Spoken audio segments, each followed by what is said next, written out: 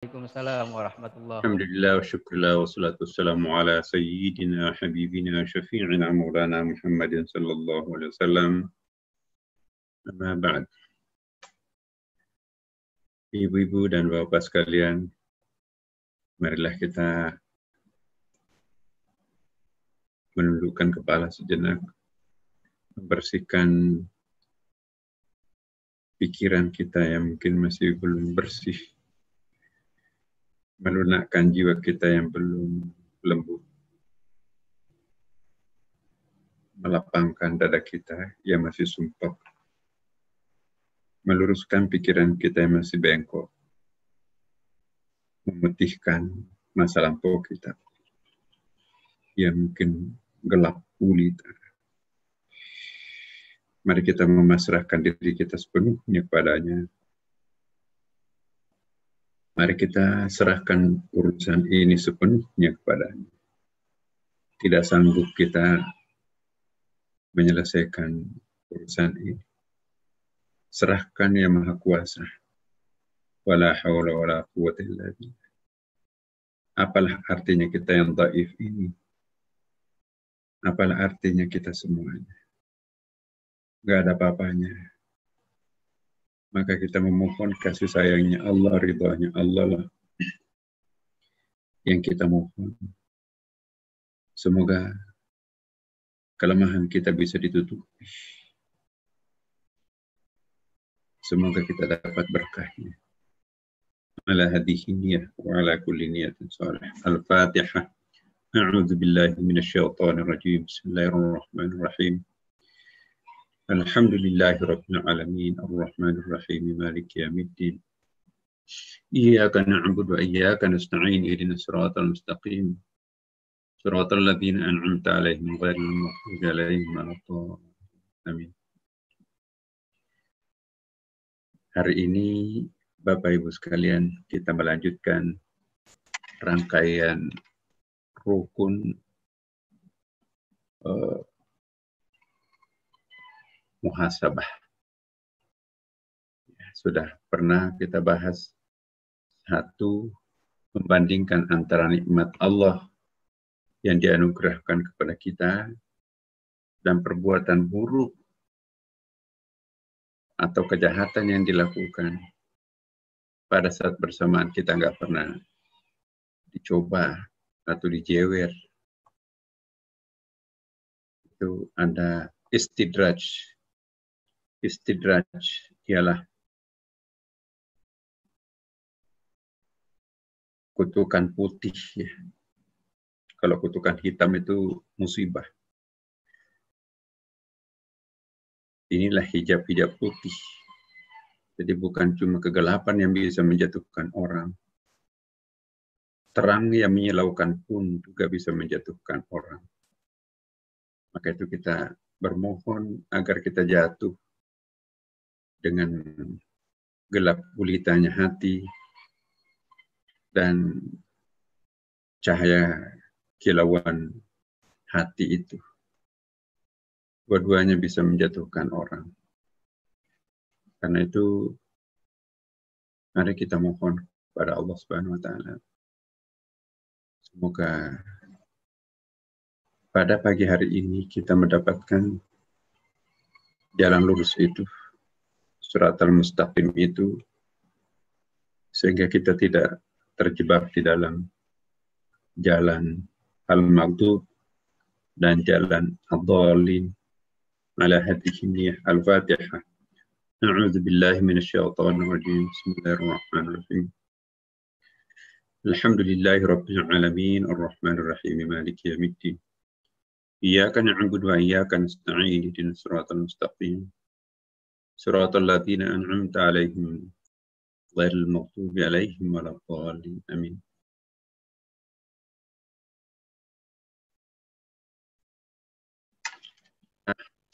Poin yang keempat. Saya ingatkan dulu. Yang pertama, membandingkan antara nikmat Allah yang dianugerahkan kepada kita dan perbuatan buruk dan kejahatan yang dilakukan. Yang kedua, membedakan antara apa yang menjadi hak Allah dan apa yang menjadi hak kewajiban kita padanya. Yang ketiga, kita juga tidak boleh melampaui batas di dalam melakukan pendekatan terhadapnya yang justru akan menafikan rasa dan nilai kemanusiaan kita. Dan yang keempat adalah tidak merasa puas dengan ketaatan yang dilaksanakan. Ini yang hari ini kita akan bahas insya Allah. Sebagai seorang manusia, kita itu gampang puas, tapi juga bisa sebaliknya tidak pernah puas. Terlalu cepat puas, satu kelemahan. Tidak pernah puas juga satu kelemahan. Perhatikan orang yang tidak pernah puas akan jatuh kepada kerakusan, akan jatuh kepada egoisme, akan jatuh kepada permainan syubhat. Tidak puas hanya dengan rezeki yang halalnya. Dia ingin menambahkan, sehingga nyerempet kepada wilayah syubhat. Memang sih bukan haram, tetapi kalau orang sudah terbiasa mengkonsumsi rezeki yang syubhat, itu juga membutakan mata hati. Seorang salikin, hidupnya cuma dua. Kalau bukan halal, haram. Tidak ada sunat. Karena yang sunat itu menjadi kewajiban baginya. Tidak ada makruh. Karena yang makruh itu juga menjadi haram baginya. Kalau orang masih suka bermain di wilayah syubhat, tidak bakalan bisa khusyuk dalam sholat, tidak mungkin bisa ikhlas, dan tidak mungkin bisa amanah dipercaya. Orang yang terbiasa bermain di wilayah syubhat, orang yang biasa mengkonsumsi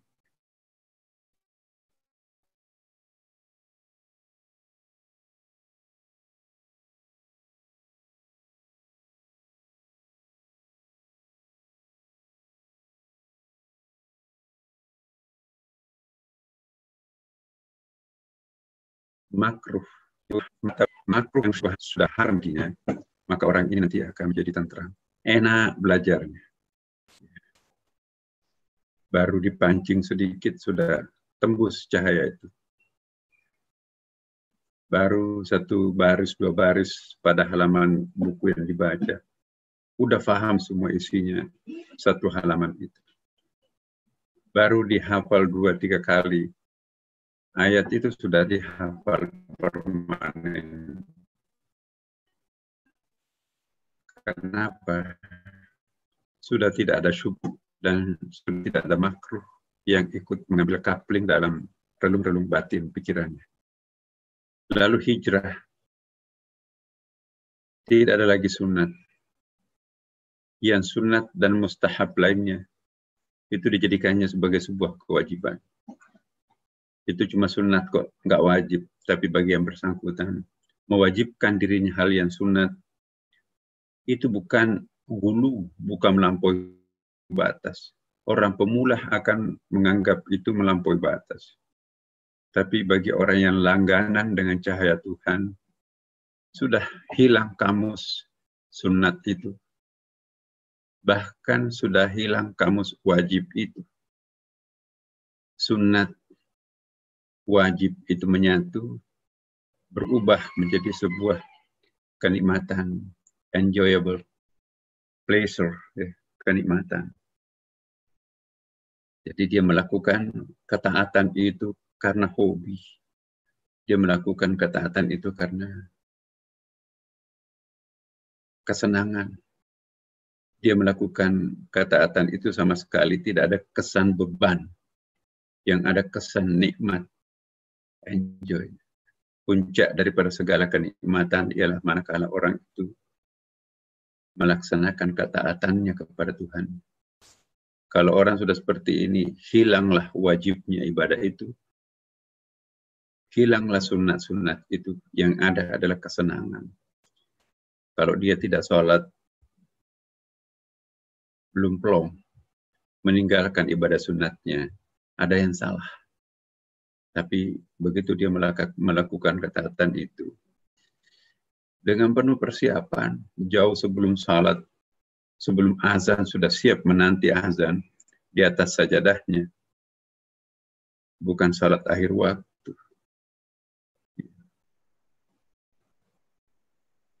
Sebelum orang lain salat tahajud, jam 3 malam, jam 2 sudah bangun.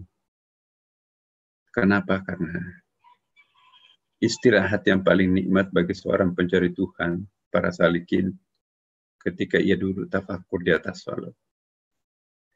Bukanlah tidur itu tempat istirahat, tetapi ketika ia tafakur dengan Tuhan, lebih nikmat daripada tidur itu sendiri.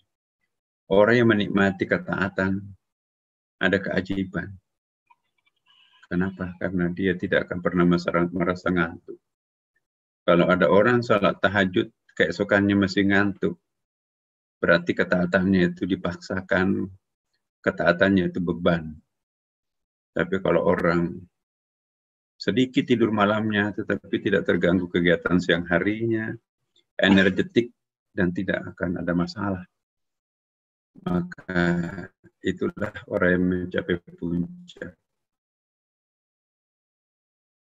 Jadi selama kita siksa dengan ngantuk karena sholat tengah malam, pasti sholat itu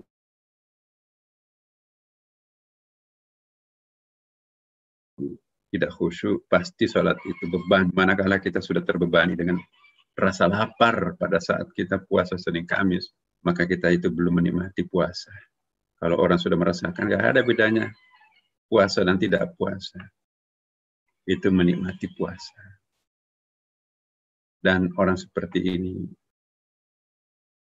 kelihatannya biasa-biasa, tetapi di mata Allah lain, di mata langit lain.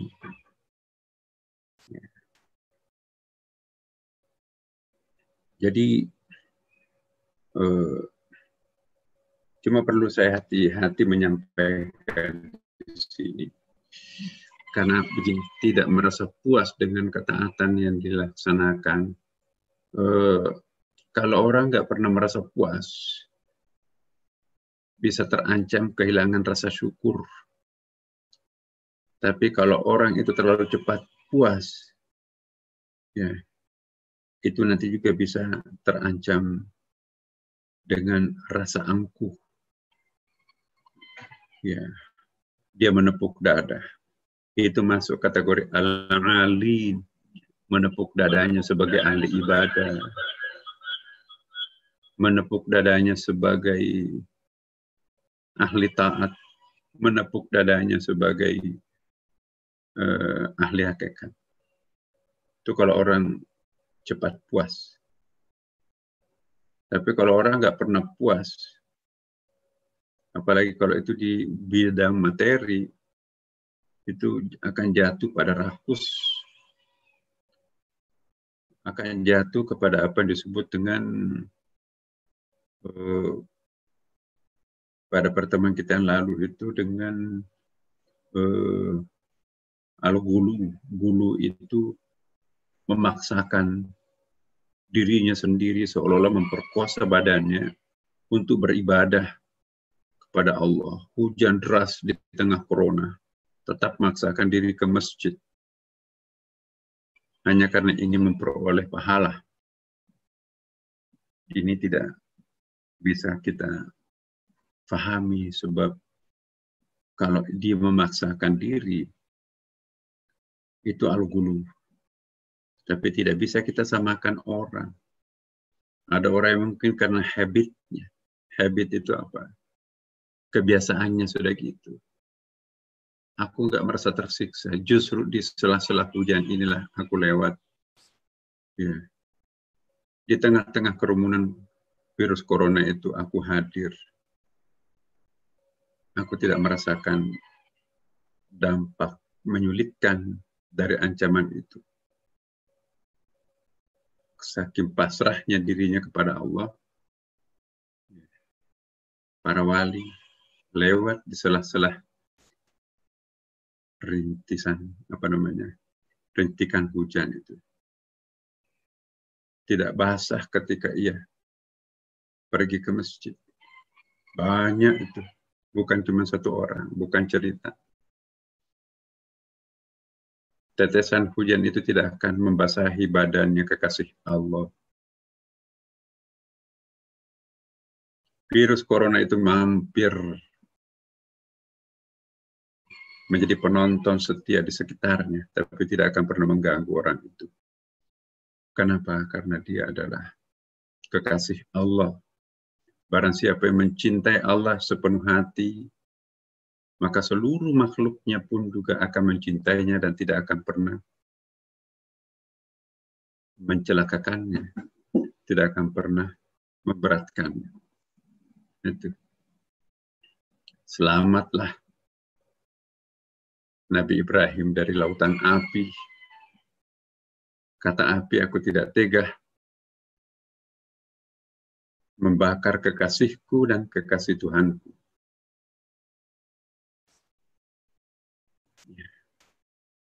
Selamatlah Nabi Yunus yang dilemparkan di lautan bebas di tengah samudra.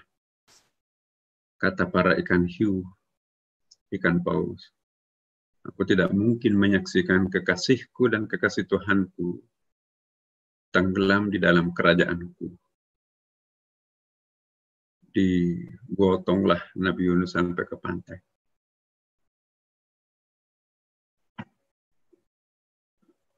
Selamatlah Nabi Daud dari tombak dan pedang musuhnya. Kata besi, tidak mungkin aku melukai kekasihku dan kekasih Tuhan. Selamatlah Nabi Musa dari laut bebas. Laut itu mengatakan tidak mungkin aku akan menyaksikan kekasihku tenggelam di dalam diriku. Lautan tiba-tiba membelah dirinya sendiri hingga sampai ke ujung pantai seberang Nabi Musa dan pasukannya. Fir'aun lewat persis di tengah-tengahnya, mereka hancur. Jadi Bapak Ibu sekalian, keajaiban itu ada pada setiap orang yang mencapai puncak ketulusan. Di mana ada keikhlasan, di situ pasti ada keajaiban. Ya. Jangan mengharap ada keajaiban tanpa ada keikhlasan. Tidak ada keikhlasan di dalam hati yang merasa puas ketika ada orang berterima kasih terhadapnya. Selama kita masih menikmati ungkapan terima kasih orang,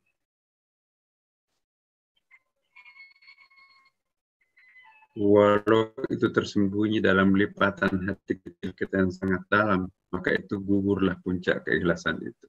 Akan tetapi keikhlasan sejati, manakala ia dipuji orang, sedih, ya Allah, ampuni aku,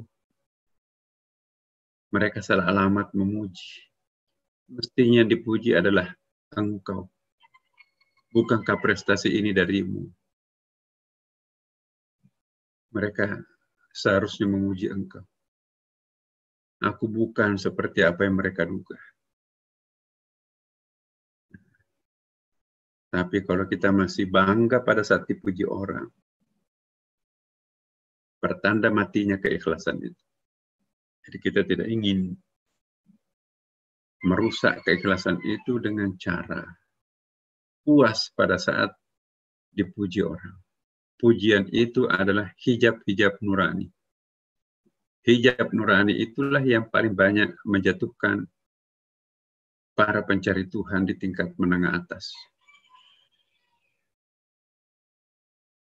Kalau ada seorang ahli hakikat, apalagi ahli tasawuf misalnya, puas pada saat dia dipuji orang, memperkenalkan diri segala macam. Maka pertanda bahwa orang itu adalah bukan sufi tapi mutasawwif. Sufi ialah sejati sufi. Tapi kalau mutasawwif adalah sufi kamuflase.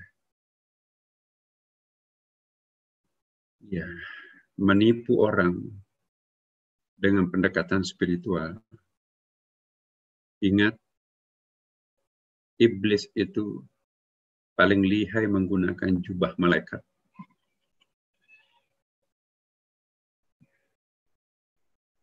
Jangan-jangan juga kadang-kadang kita sama. Di depan istri, di depan anak-anak. Wah, kita tampil malaikat. Semua anak cium tangan. Istri juga.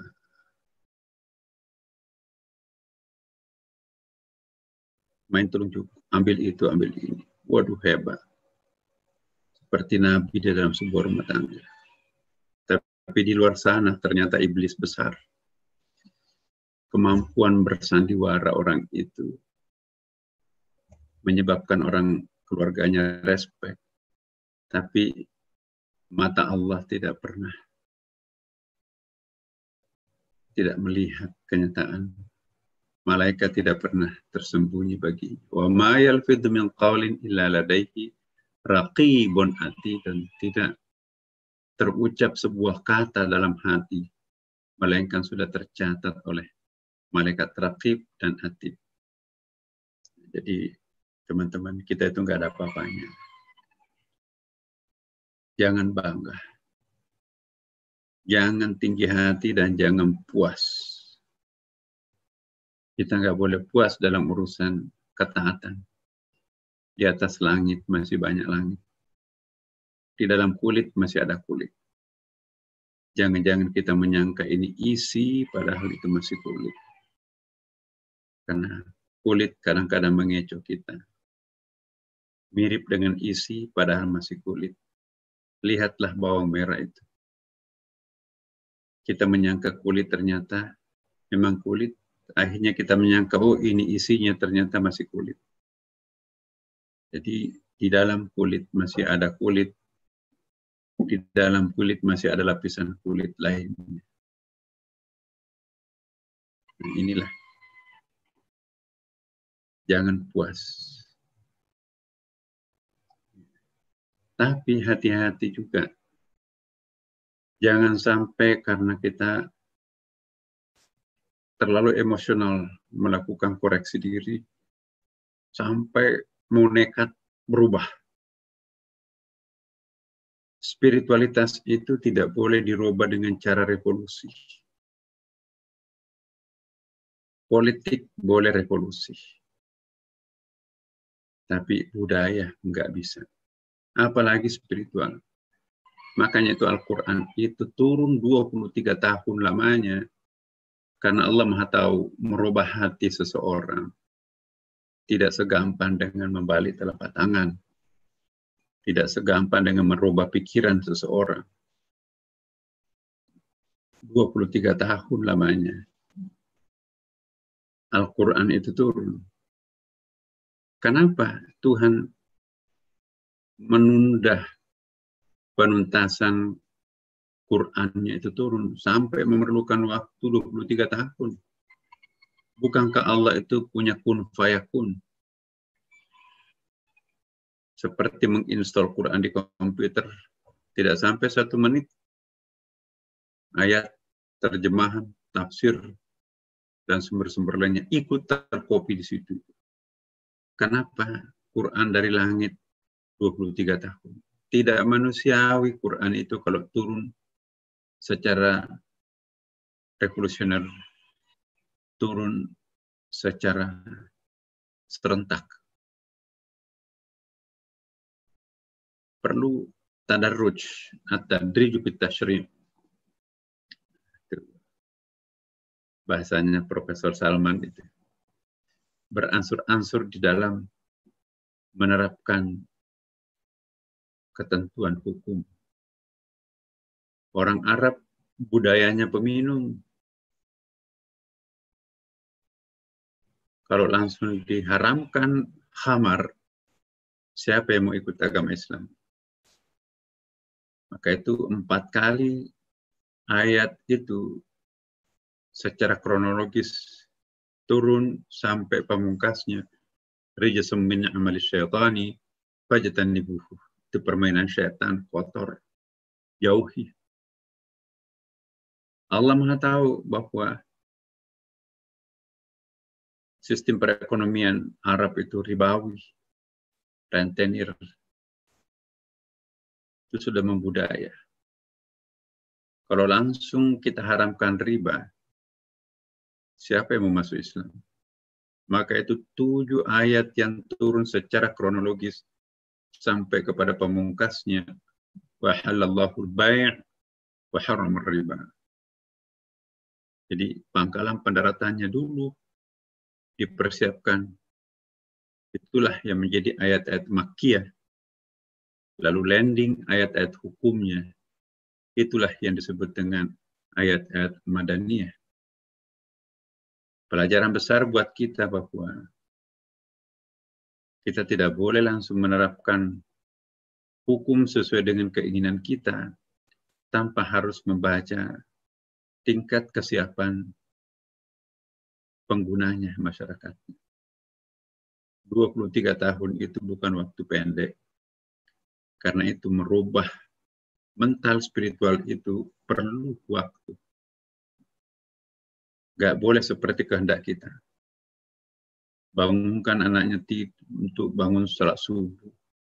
Marah-marah. Dia sumpahin anaknya. Kenapa? Karena bergelut di bantalnya. Ntar akhirnya juga nggak salat. Marah dia. Nabi nggak pernah marah berdakwah. Terlanjur bersumpah nyumpahin anaknya itu bahaya. Minggu ini belum bisa bangun. Bulan depan bangunkan lagi. Tahun depan rajin aja bangunkan. Lama-kelamaan pada akhirnya dia sadar, oh iya ya. Jangan paksa, jangan frustrasi. Nabi tidak pernah frustrasi berdakwah. Orang yang berfrustrasi dalam menjalankan dakwah itu bisa mengakibatkan sesuatu yang fatal. Inilah bedanya antara Nabi Muhammad SAW dengan Nabi Nuh. Nabi Nuh berdakwah 950 tahun. Masih bisa dihitung jari yang ikut menjadi followernya. Udah putus asa. Ya Allah, manusia keras kepala ini hancurkan aja. Udah. Banjir Nuh. Sehingga yang selamat hanya jamaah yang kecilnya ini. Selebihnya punah mati di telan tsunami. Nabi Nuh menyesal. Kenapa aku mendoakan mereka binasa? Seperti inilah kejadiannya ini. Innaka la tahdi man ahbabta walakin Allah yahdi man yasha. Kalian tidak sanggup memberi petunjuk kepada orang yang engkau cintai. Allah lah yang memberi petunjuk itu. Kalau kita sudah bangunkan anak kita salat subuh, gak mau ya, serahkan kepada Allah. Aku lepas tanggung jawab. Tapi subuh besoknya bangunkan lagi. Jangan putus asa. Serahkan lagi kepada Allah. Ya Allah, anak saya belum mau. Pada saatnya. Sampai nanti pada akhirnya memang gak mau, ya itu. Jangan-jangan seperti kata Al-Quran. Innahu laisa min ahlika. Itu anak biologismu tapi bukan anak spiritualmu. Kita sudah lepas tanggung jawab. Nah, ini yang saya ingin sampaikan. Jangan terlalu cepat putus asa, menyaksikan dirinya berada dalam keterbatasan, kesederhanaan, dan kebiasaan untuk berbuat dosa. Sehingga secara revolusioner, secara emosional, aku akan bertolak belakang 180 derajat. Itu tidak bisa juga. Atau juga sebaliknya, tidak boleh putus asa, udahlah memang mungkin saya ditakdirkan penghuni neraka, biarin aja. Dia juga yang maha kuasa kok. Kalian masuk surga, aku masuk neraka. Mau diapain? Saya sudah taubat, begini lagi, ya udah. Itu juga nggak boleh. Ingat pesannya Ibnu Athaillah.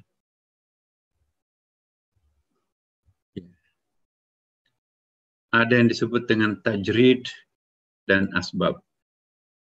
Apa itu tajrid? Tajrid itu tiba-tiba meninggalkan urusan dunianya secara revolusioner. Gara-gara dunia ini yang membuat aku ini terlena. Aku akan talak 3 dunia ini. Padahal sudah lama digeluti perusahaan itu, jabatan itu. Mungkin siapa yang doktrin, tiba-tiba dia jual perusahaannya. Dia pergi kemana-mana, khuruj, ya, bangun masjid kanan kiri. Sampai lupa bahwa anaknya juga perlu biaya sekolah. Istrinya juga masih perlu tempat berteduh. Dianya juga menjadi jatuh miskin. Belum sampai 5 tahun, timbul persoalan keluarga. Dia diceraikan oleh istrinya. Anak-anaknya pun juga jatuh pada narkoba karena frustrasi. Terjadi pengguntingan situasi yang sangat radikal. Maka itu namanya tajrid. Tapi kita juga tidak boleh sebaliknya. Allah sudah menuntun kita untuk menjadi manusia luhur, ikut pengajian, dan seterusnya. Tiba-tiba terkecoh oleh pengaruh temannya. Kamu kok cerdas, kamu punya nama baik, kamu punya koneksi yang bagus. Ayo kita main bisnis yuk. Udah. Akhirnya dia tinggalkan tradisi psikologis. Ya, ketekunan spiritualnya itu ditinggalkan. Lalu dia mencari dunia. Itu yang disebut dengan asbab. Jadi kebalikan tajrid. Jadi tajrid itu serba duniawi.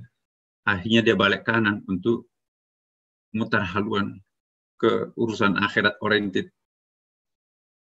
Kalau yang kedua, dia sudah di jalan yang luhur spiritual, tapi tiba-tiba pingin kaya juga, banting setir, serba duniawi. Itu namanya asbab. Dua-duanya menyesatkan. Ibnu Athaillah mengingatkan kita. Idza aradtu katajrida ma'a iqamatillahi iyyaka bil asbab minasyahwatil ahnafiyah. Masya Allah. Wa idza aradtu kal asbaba ma'a iqamatillahi iyyaka fit tajridi inhitatun minal himmatil liyah. Ada yang disebut al-iliyah. Apa artinya ini? Menarik ini. Keinginanmu untuk tajrid. Tajrid itu tadi ya, meninggalkan urusan dunia. Padahal selama ini kan sudah aktif ikut pengajian tasawuf lah misalnya gitu ya. Jadi keinginanmu untuk melakukan tajrid, termasuk mencari apa namanya? Tunggu dulu, saya baca dulu ya. Saya ingat dulu. Idza aradtukah. Apa ya? Iradatuka tajrida ma'a iqamatillah iyyaka fil asbab minasyahwatil hanafiyah. Keinginanmu untuk tajrid, padahal Allah telah menempatkan engkau pada asbab. Ya. Asbab tadi kan saya sudah jelaskan. Sudah urusan duniawinya bagus lah. Memang ditugasi Tuhan untuk menjadi pedagang yang profesional. Banyak hartanya. Atau memang ditugasi Tuhan untuk menjadi pejabat, bagus karirnya. Nah, tetapi dia ingin melakukan tajrid, putar haluan ke akhirat oriented. Ya, apa kata Ibnu Arabi? Itu termasuk dalam bisikan syahwat yang samar. Jadi kita nggak boleh. Kita sudah aktif ke masjid, ngaji seperti ini. Ya. Tiba-tiba kita berbalik kanan, dunia oriented. Atau sebaliknya. Ya. Kita selama ini memang sudah bagus lah. Kita pedagang profesional dan insya Allah saleh. Kita pejabat karir dan insya Allah jujur, adil. Tiba-tiba kita meninggalkan semuanya, mau mencemplungkan diri dalam urusan semata spiritual. Gak ada dunianya sama sekali. Ya, itu tadi yang saya katakan, tajrid. Nah, kita diingatkan oleh Ibnu Athaillah. Keinginanmu untuk tajrid, padahal Allah telah menempatkan engkau pada asbab, adalah termasuk dalam syahwat yang samar. Sebaliknya, keinginanmu untuk melakukan asbab, padahal Allah telah menempatkanmu pada kedudukan tajrid, adalah suatu kemerosotan himmah. Apa itu himmah ya? Tekad spiritual yang luhur. Nah, ini menarik ya. Kita nggak boleh banting setir di dalam perjalanan hidup ini. Dalam arti banting setir itu secara radikal. Di tengah perjalanan sedang karir puncak, jabatannya sebegitu bagus. Dia bisa amar ma'ruf nahi mungkar karena powernya di bidang politik, pemerintahan, militer, bagus sekali. Tiba-tiba dia meletakkan jabatannya. Pergi kemana dia? Masuk kepada pokoknya Pak Kiai. 24 jam di situ hidupnya itu. Dia ninggalkan sama sekali dunia itu. Ya. Itulah yang disebutkan. Wa iradatukal asbaba ma'aikamatillahi iyaka fit tajrid in hitata minal himmatil iliyah. Ya.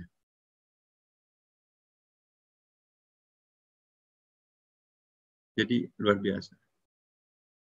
Atau sebaliknya, dia sebuah ustadz, seorang ustadz, muridnya banyak, pesantrennya juga jalan. Tiba-tiba berkenalan dengan tokoh bisnis. Dia terpengaruh untuk berbisnis. Waduh, luar biasa. Dia tinggalkan semua jamaahnya.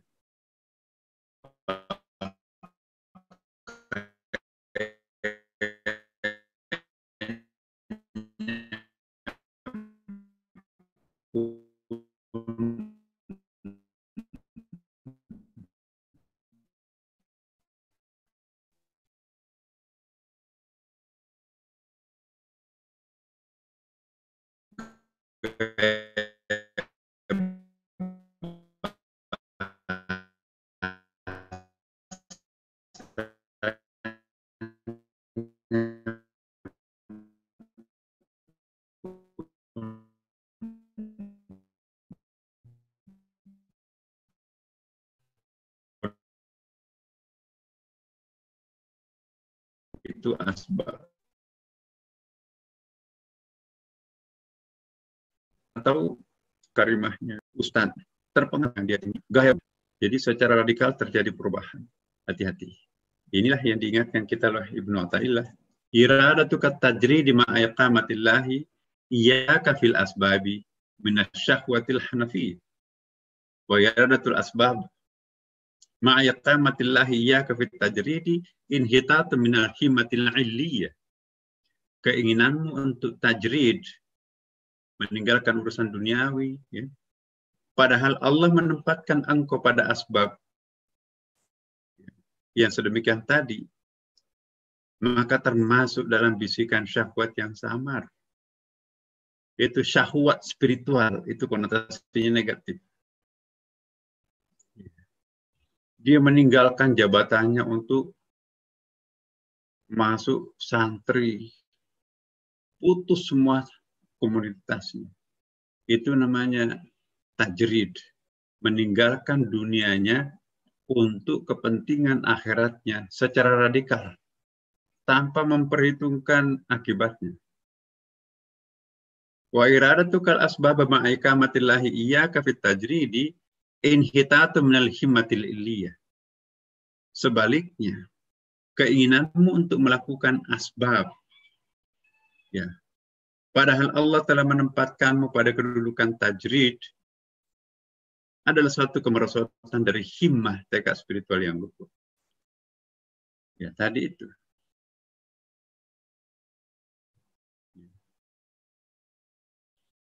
Dia sudah ditakdirkan oleh Allah untuk sebuah jalan hidup spiritual, tapi dia akan putar haluan menjadi ahli politik, menjadi ahli apa gitu ya.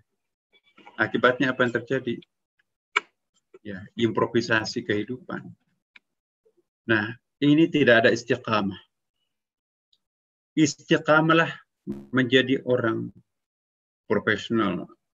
Yang pedagang-pedagang lah. Yang pejabat-pejabat lah. Yang ustadz-ustadz lah. Yang penting hablum minallahnya itu semuanya terpelihara. Jadi kalau kita menjadi ustaz, semua tinggalkan dunia, itu juga masalah.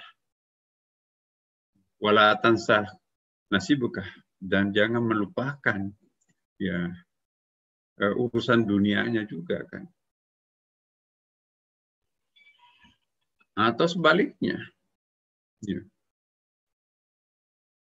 Kita tadinya satu desa, satu kampung, desa santri lah. Tiba-tiba gulung tikar salam. Kita tinggalkan pondok, rubah jadi apa namanya rumah bisnis. Itu juga sama. Nah, ini yang kita tidak inginkan. Tidak merasa puas dengan ketaatan yang dilaksanakan, tetapi juga tidak boleh terlalu cepat puas dengan apa yang kita lakukan. Nah, inilah yang perlu kita renungkan pada saat kita melakukan muhasabah. Lakukanlah muhasabah sebelum mengambil keputusan. Makanya itu ada yang disebut dengan musyaratah. Ya. Dalam menjalankan muhasabah itu, saya loncat coba. Tingkatan-tingkatan muhasabah ini. Ada 6 tingkatan muhasabah, ada 6 direction, tuntunan orang yang akan muhasabah. Ada yang disebut dengan penetapan syarat. Ini yang disebut dengan maqam musyaratah. Nanti ada maqam muraqabah, maqam muhasabah, dan seterusnya kan. Ada muaqabah, ada mujahadah, dan mu'atabah. Ini menurut Imam Al-Ghazali semua ini. Karena kita bahas Ihya Ulumuddin. Jadi orang yang bisa membaca Ihya Ulumuddin itu sudah membaca 3 buku standarnya Imam Al-Ghazali. Maka itu Ihya Ulumuddin itu sebetulnya tidak pernah diajarkan di pondok pesantren. Karena ini diperuntukkan kepada para guru di pondok pesantren itu. Ini kan karya masterpiece-nya Imam Al-Ghazali. Ya. Ada buku-buku Al-Ghazali untuk sanawiyah, buku-buku kecilnya itu ya. Ada juga buku-buku level aliyah. Tapi ini adalah level pengajarnya. Apalagi jilid 4 yang kita sedang bahas sekarang ini, itu bisa masuk kategori tingkat advance. Katakanlah ini pelajaran S3-nya lah kalau bukunya Imam Al-Ghazali. Jadi maqam musyaratah itu, oh ini dia. Penjelasan penetapan maqam musyaratah ini. Nah, seperti tadi yang kita katakan, hati-hati, akal itu juga adalah pandangan apa namanya? Akal adalah pedagang di jalan akhirat. Dan sekutunya adalah hatinya. Jadi kalau akal ini tidak berkolaborasi dengan hati, itu bahaya. Sebaliknya kalau hati tidak berkolaborasi dengan akal, itu juga lumpuh. Karena dengan bantuannya ia bisa mencapai tujuan. Akal yang kehilangan direction dari hati, itu akan jadi monster. Apa itu monster? Pemakan manusia, pemakan bangkai. Tapi hati tanpa berkolaborasi dengan akal itu juga adalah lumpuh atau buta. Sekutu ini tidak menyampaikan amanat jika berada sendirian. kecuali karena malu dan ria. Jadi jangan memisahkan energi akal dan energi hati di dalam mengambil sikap, decision. Ya. Maka akal merasa perlu menetapkan syaratnya lebih dahulu dan mengawasi serta menghukumnya sesudah itu. Akal yang mampu mendeteksi kelemahan pilihannya ini apa. Akal mampu membantu seseorang itu untuk memberikan direction. Ini bahaya kalau ini begini. Ini jalan yang paling aman kalau begini. Itu akal yang didikte oleh hati. Hati punya keinginan untuk mengaji di Istiqlal. Akal yang memberikan direction. Ya. Kan hari Minggu besok ini itu tidak boleh jalur kendaraan di situ. Maka kita harus cari jalan lain. Saya nggak tahu jalan kalau lewat situ. Akal mengatakan, udahlah, lebih baik pakai busway. Busway itu kan aman, pas turun di depan pintu Istiqlal. Sekali-sekali juga ikut busway. Ya, jadilah barang itu. Datang dia di Istiqlal. Pulang begitu. Karena hati berkolaborasi dengan akal. Ya, cerita, oh enak pengajian di Istiqlal tadi. Iya, enak juga busway ternyata. Ya, cepat nyampenya. Nggak pernah berhenti, nggak ada macet. Jadi positif hasilnya. Nah, itu kalau akal didirect, dituntun oleh hati. Tapi kalau akal untuk akal dan tidak melibatkan hati, akal bisa memberikan pembenaran. Ngapain sih pergi ke Istiqlal ngaji? Zaman segini ini, COVID. Apalagi hari Minggu mau lewat mana? Gak ada jalan. Oh iya ya. Tapi saya bisa lewat Kuningan. Kuningan juga kena. Lewat mana? Lewat gang. Waduh, susah kamu. Bisa-bisa kamu gak nyampe di Istiqlal. Kelok-kelok jalan tikusnya tuh. Ya, udah apa boleh buat, udah nggak jalan. Jadi akal bisa menjadi penghalang untuk sampai ke Istiqlal. Sekalipun mungkin keinginan hati kecilnya ada. Tapi akal juga mampu memecahkan persoalan hati karena akalnya sudah hidup dalam bimbingan hati itu. Satu, hambatan kecil menyebabkan tidak hadir di Istiqlal. Yang kedua, hambatan besar tetap membuat mereka itu bisa ke Istiqlal. Saya tanya, Ibu, dari mana Ibu? Dari Bogor, Pak. Ya Allah, Ibu 70 tahun setiap hari ini ke Istiqlal. Iya, saya merasa rugi kalau nggak ke Istiqlal. Naik apa, Bu? Naik mobil umum. Ya Allah, betapa banyak orang tinggal di Menteng, KTP-nya Islam, mobilnya banyak, supirnya pun juga banyak. Nggak pernah nongol di Istiqlal pada tetanggaan. Ya. Inilah bedanya. Orang yang mendapatkan petunjuk, hidayah Allah, dan orang yang tidak mendapatkan hidayah. Bogor usia 70 tahun, perempuan naik mobil umum, sampai ke Istiqlal tidak pernah absen. Menteng, tetanggaan Istiqlal, banyak supir, banyak mobil. Nggak pernah datang ke Istiqlal. Iya. Innaka la tahdi man ahbabta walakin Allah yahdi man yasha. Memang Allah beri petunjuk siapa yang dikehendaki. Itu dia. Kemudian Rasulullah juga mengingatkan idza aratta amran fatadabbar akibatahu fa in kana rusdan fa amdihi wa in kana ghayyan fantihi anhu. Apabila kamu menghendaki suatu perkara, maka pertimbangkanlah akibatnya.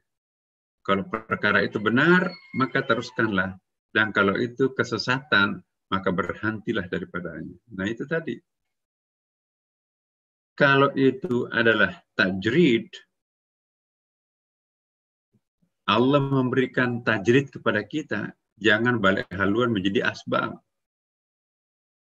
Jadi kalau kita juga sudah ditakdirkan menjadi orang profesional dalam bidang asbab, jangan banting setir untuk menempuh kehidupan tajrid. Kata Rasulullah, apabila kamu akan menghendaki suatu perkara, pertimbangkanlah akibatnya. Kalau perkara itu benar, sesuai dengan kondisi keluarga, anak, dan sebagainya, kita nggak boleh egois. Hanya pertimbangan individu, tapi tidak menghitung istri dan anak, lalu melakukan suatu keputusan, itu bukan jalan benar. Itu jalan egois. Ya. Egoisme spiritual sama jeleknya dengan egoisme materialistik. Ikut-ikutan temannya pergi khuruj, pergi ke Bangladesh, pergi ke India, Afghanistan sana. Mau kemana? Khuruj. Kita berdakwah dari masjid ke masjid di sana. Jual cincinnya, kalung istrinya. Mau kemana? Mau beli tiket ke sana. Ya. Gak lama kok. Ternyata sampai ke situ dia nggak punya tiket pulang. Berbulan-bulan di sana itu ngemis. Aku mau pulang ke negeri saya, ke Indonesia. Di sana kan juga negara miskin kan. Sudah 1 tahun di situ nggak bisa pulang, nggak ada tiketnya. Khuruj. Sementara istri dan anaknya diusir oleh yang punya rumah kontrakan. Akhirnya pulang kampung dia. Anaknya putus sekolahnya. Coba. Itu namanya ego spiritual.